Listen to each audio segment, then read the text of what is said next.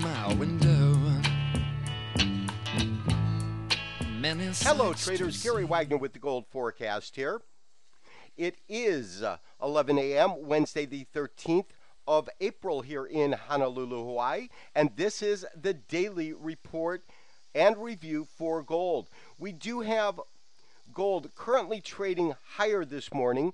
As you're looking at it, we are at 1457.10. This is the ask. We did issue a buy recommendation last night. I'm going to go to the chart that actually gave me the information I was looking for that caused me to issue that. Traders that got in, the market was trading at 1455, 1456. You could have got in right around the middle of that. It did come down after I issued that, and there was some opportunities again this morning. We are looking at a daily chart. This, of course, is in candlestick format. Again, as we take a look at this market, it came up. It gave us, of course, our first impulse wave. We had a 3 count, 1, 2, 3 on the way down.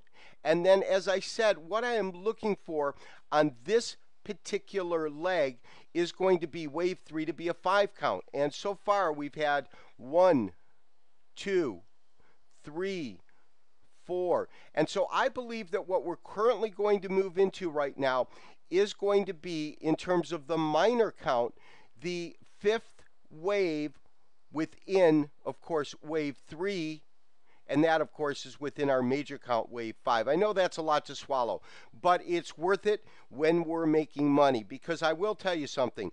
Elliott Wave has an uncanny way of being able to predict market sentiment, market psychology, by basing its logic and basing its theories on the fact that individuals, traders themselves, operate in the same way under the same laws of nature as everything else. And I think that it's worth noting. Now, when we take a look at this market here, I want to bring up the chart that actually caused the buy signal to be triggered.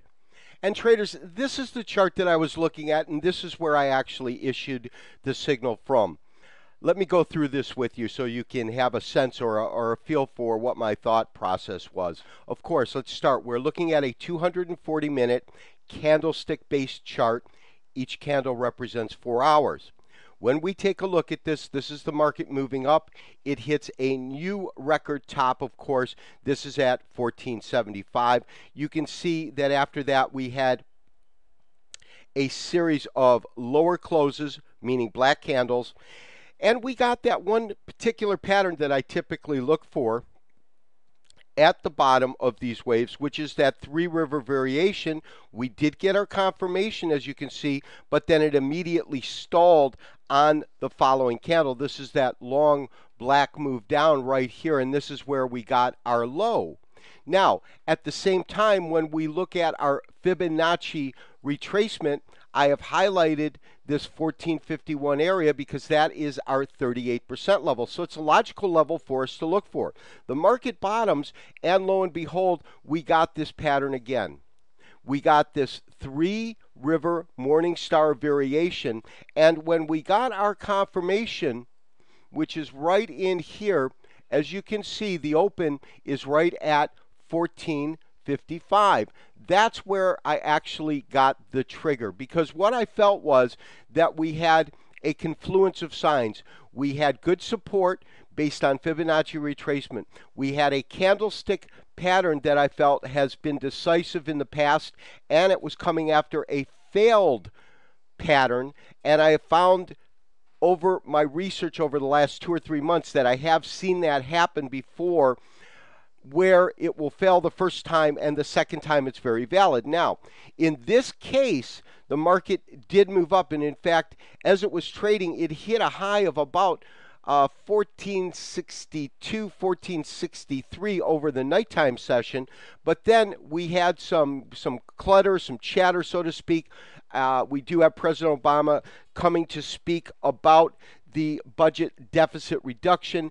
That put the gold market under some pressure, brought it down, and as you can see, it is currently recouping and currently trading just about $1 higher above where the signal itself was issued. Now, In terms of the stop, I made this trade a lower risk trade because here's my belief.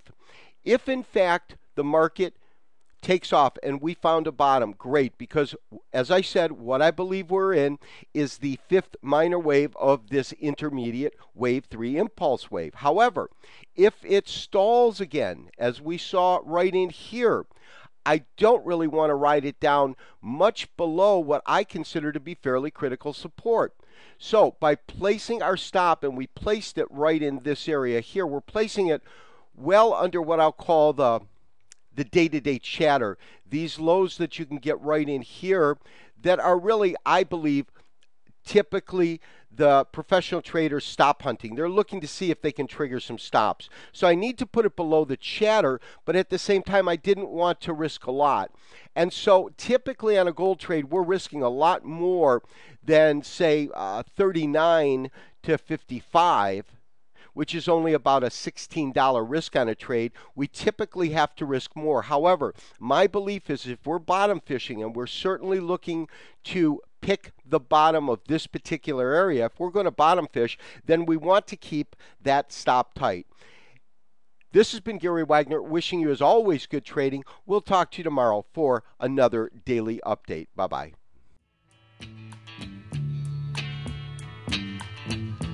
When I look out my window, many sights to see. And when I look in my window,